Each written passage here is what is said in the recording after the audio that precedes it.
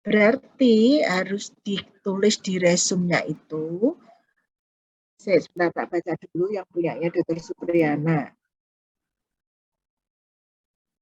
Beliau menghendaki apa? Dengar semua suara saya? Dengar, Dok.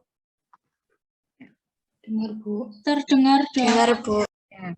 Kalau prakteknya diawali menyusun penjelasan singkat tertulis tentang penempatan kelas 1, kelas 3, kelas 5. Kemudian nanti mahasiswa menjelaskan masing-masing dengan gambarnya. Artinya berarti menyusun penjelasan singkat tertulis berarti gambar outline form. Ya. Kemudian setelah outline form menulis tentang tahapan penumpatan. Nah, nanti juga harus bisa menerangkan outline form. Kelompoknya Dr. Supriyana. Ya, kalau kelompok yang lain itu nanti terserah masing-masing. Saya dititipi dari Dr. Supriyana. Untuk yang jam praktikumnya tidak bisa di jam yang praktek terarah, itu sangat tidak apa-apa karena tujuannya double.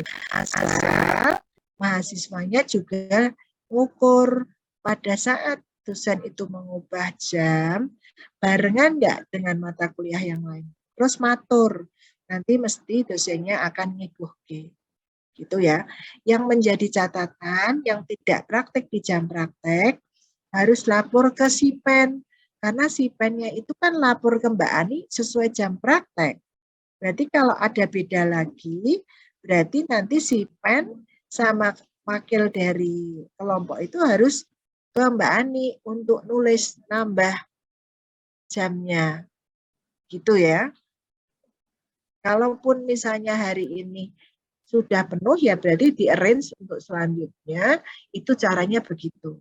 Berarti ya ini hari pertama nggak apa-apa, tapi untuk berikutnya nanti berarti ya sekitar kami satu Jumat matur sama dokternya atau pembimbingnya praktek. Bisa praktek hari Senin jam berapa, terus kemudian koordinasi sama SIPEN. Ini harus SIPEN, jangan iri kalau SIPEN-nya nanti nilainya saya naikkan karena SIPEN-nya ini riweuh. Karena pakai macam-macam praktek awal nanti ada yang hilang, tersisa, rusak.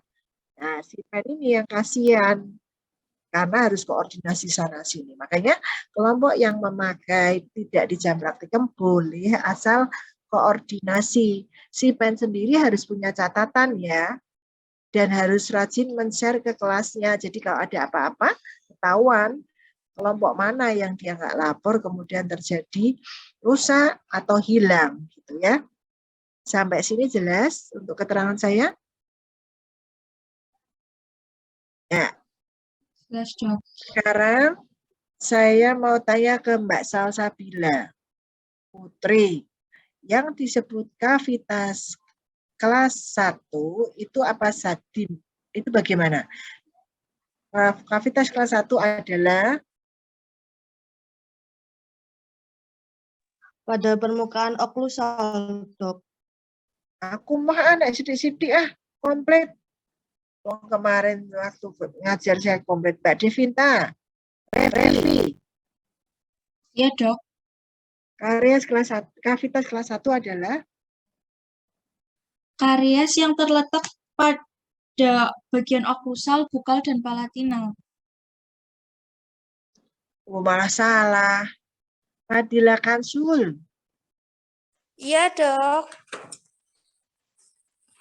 Bentar. Kavitas kelas 1 adalah Bentar, Dok. Mau lihat catatan dulu.